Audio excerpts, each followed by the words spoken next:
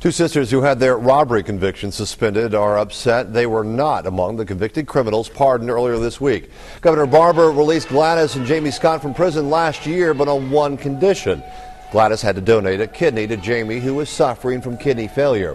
Now, the transplant was put on hold early last year because doctors said the women needed to lose weight first. The sisters are taking their denial for a pardon personally. Scott's sisters never admitted they were guilty. The Scott sisters never said we're sorry, and they never did anything to redeem themselves, because you can't ask for redemption until you admit that you sinned.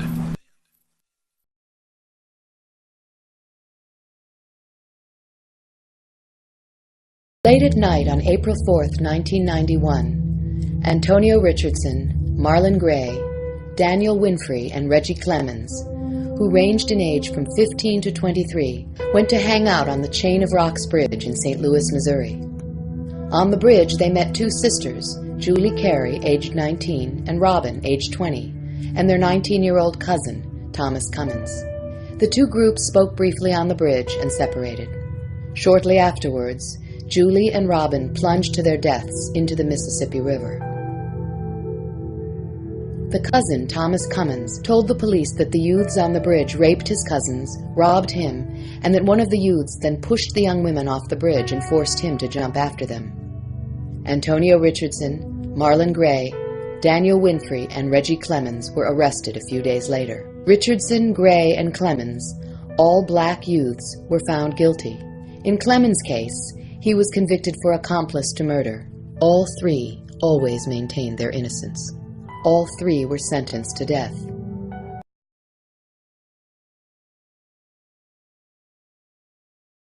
By now, the world is aware that Troy Davis, a 42-year-old black American from Georgia, was executed after the Supreme Court of the United States denied his 11th hour appeal.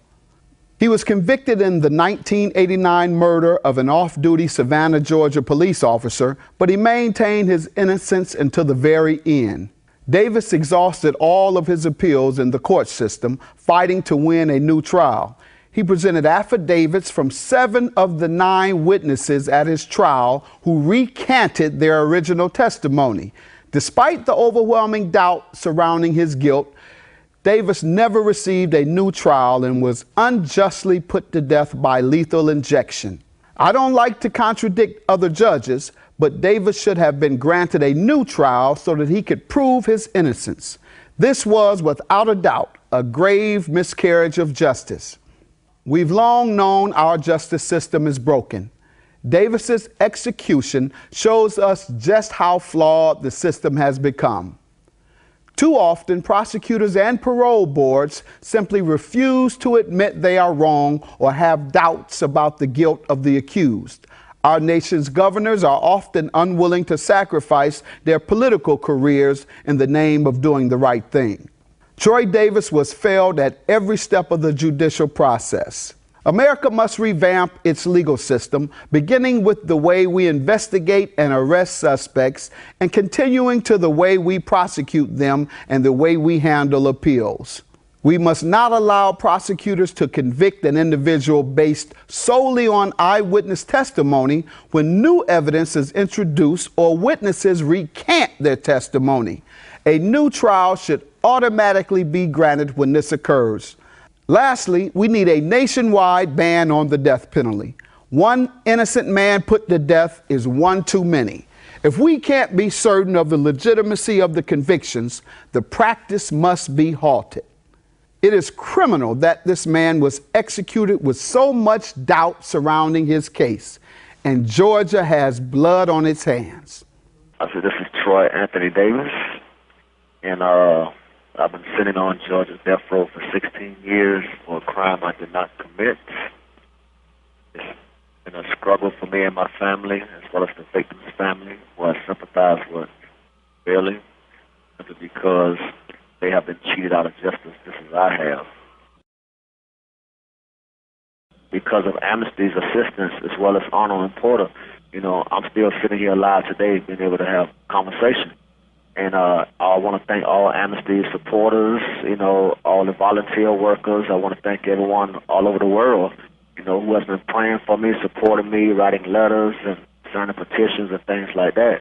My faith in God all these years has kept me strong.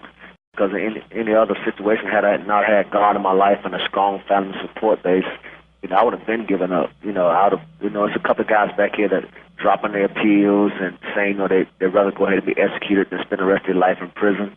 And with me, because I have faith that God will eventually intervene and set things right. It kept me strong. It gave me hope. You should never be able to convict a man or even indict a person, man or woman, without any physical evidence, none whatsoever. I will never take another human being's life. And this killer is still out there. My family's in mourning, the victim's family's in mourning, and the truth is still locked in because I didn't get justice.